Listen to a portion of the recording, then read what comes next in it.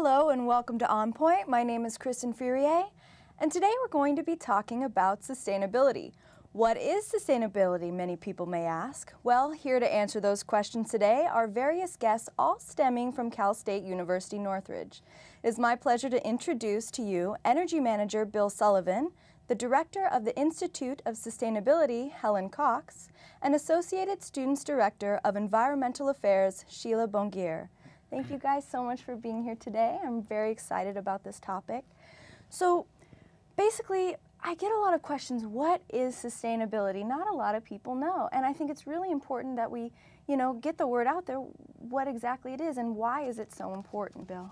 Well, it's important not to take more out of the environment than you need, for one, and more than can be replenished to keep things going. If you take more out, you'll run out of your resources. And do you think that, maybe there's a lot of, I know there's a lot of practices going on in campus on how we can, better conserve a lot of different things. Do you think CSUN's doing a great job at working on that, Helen? Oh, yes, I do, actually, and I was fairly ignorant of all the things that were happening here for the first few years that I was on the faculty here, but over the last 3 or 4 years, I've begun to investigate and found out a lot more, and been surprised to learn how forward-thinking the institution has been and all the measures that have been taken. And I've spent the last few years trying to spread the word and get others to appreciate that too.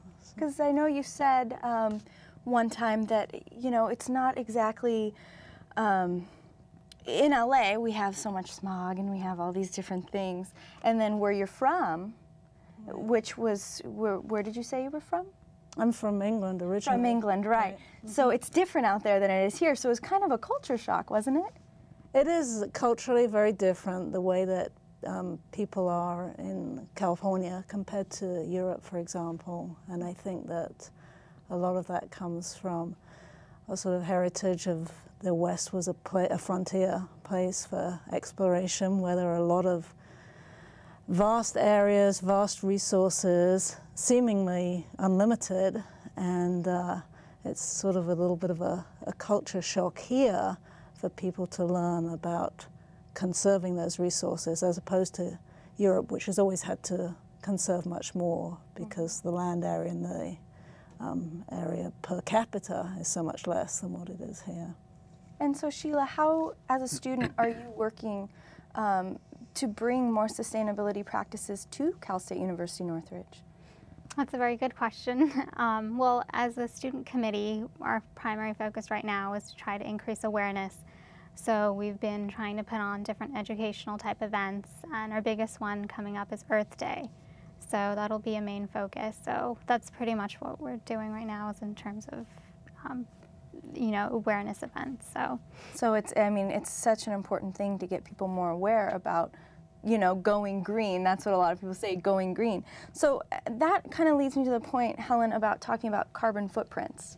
Mm-hmm. And could you explain to me exactly what a carbon footprint is and how CSUN's trying to lower theirs? Yeah, basically carbon dioxide is the gas that people are emitting into the atmosphere from burning fossil fuels that is contributing to global warming. And so we need to reduce the amount of CO2 emissions.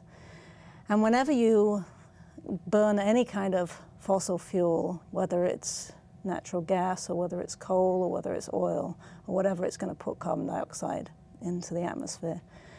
Each of those fuels puts a different amount in, and we're interested in monitoring, or the world as a whole, this country, and in particular California. Now we have laws restricting greenhouse gas emissions.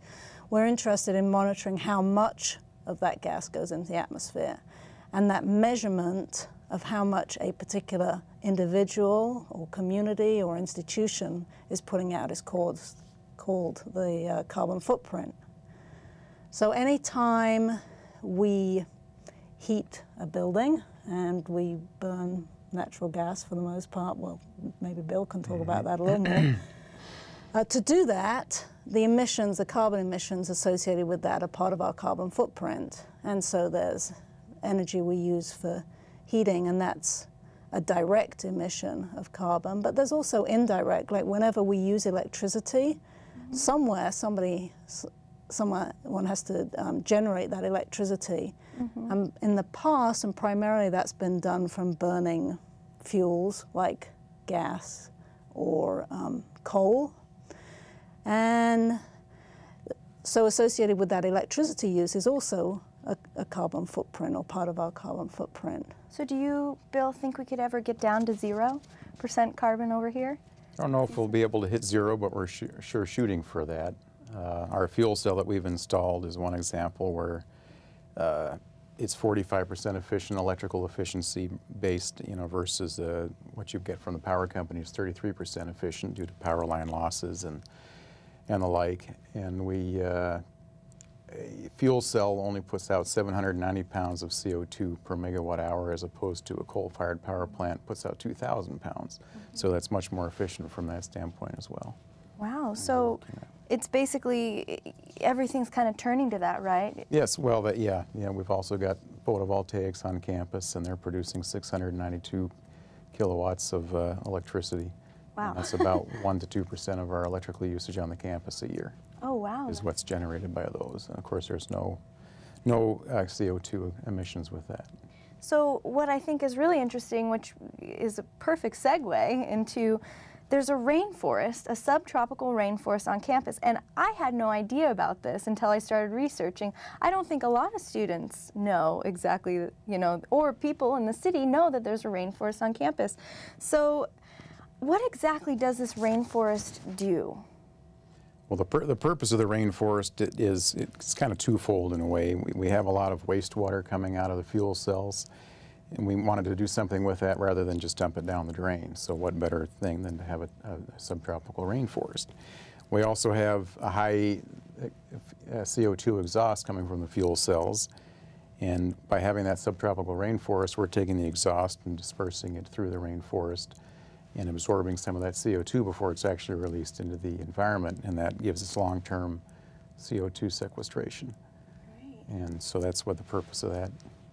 Well, I did have the time to shoot some video of it, so if I could please see that video right now, and you can kind of explain what's going on here. These are the cooling towers, right? Yes, those are the cooling towers for the chillers that make chill water for air conditioning, and that's where the heat from the campus is released into the environment that we absorb throughout the day. So that's also creating a microclimate for the subtropical rainforest.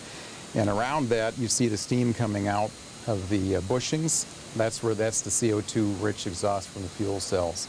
And because it's warm and moist, it's condensing some moisture out as well.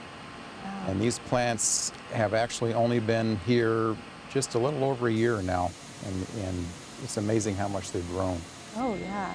And what are those over there? Okay, those are the condenser water pumps. That's what's pumping the water into the chiller and then back out into the cooling tower. Because, see, I've gotten a lot of questions from people asking, well, we've had to conserve water, it's been hard to conserve water.